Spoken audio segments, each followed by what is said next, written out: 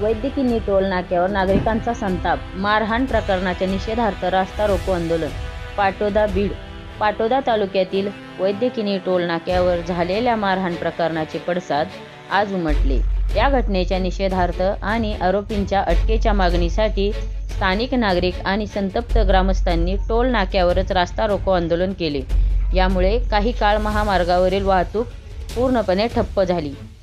मिळालेल्या माहितीनुसार वैद्यकीय टोल नाक्यावर अज्ञात इसमांकडून मारहाणीची घटना घडली होती. या घटनेमुळे परिसरात तणावाचे वातावरण निर्माण झाले. या मारहाणीचा निषेध करण्यासाठी आज सकाळी मोठ्या संख्येने नागरिक टोल नाक्यावर जमा झाले आणि त्यांनी रस्त्यावर ठिय्या मांडला. आरोपींना अटक करण्यात यावी अशी मागणी नागरिकांकडून करण्यात येत आहे. मारली नाका मारली इथं मी होतो तिथं स्पॉटला. थांबा मारल्यानंतर तो खाली पडला. त्याला 40-50 जणांनी पुन्हा येऊन बेदम मारहाण केली. त्याला त्याच्या अंगावर ओळ आहे सगळे.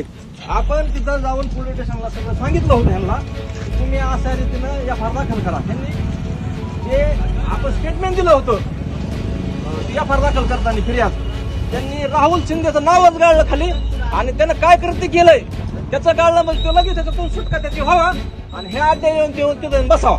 आता आपल्याला काय करायचंय, ही जी गुन्हेगारी चालली इथं 2 वर्षापासून सतत कुणाला तरी मारहाण होती 15 दिवसाला 8 दिवसाला.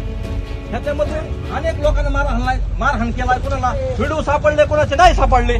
आता जर आपण इथं दिलं सोडलं तर हे रोज मारते. हे टोल नाक्यावर ह्या गुंडाचा 302 आणि 307 मध्ये गुन्हेगार आहेत. हे यांनी 12 वर्ष जेल भोगलेला आहे आणि ह्या आरोपी हे मकोका अंतर्गत ह्यांच्यावर कारवाई व्हायला पाहिजे. हे काय नुसते जामीन सोडा आरोपीत का त्यांच्यावर मकोका अंतर्गत कारवाई करावी आणि इथं SP आल्याशिवाय आम्ही इथून हलणार नाहीत. आमचं असं म्हणणं आहे.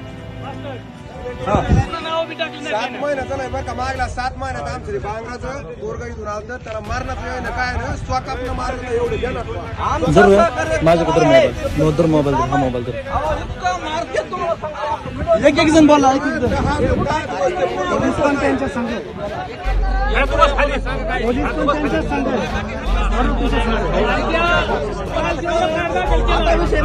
एकाही आरोपीचं पूर्ण नाव टाकलं नाही. आरोपी वगळले डायरेक्ट.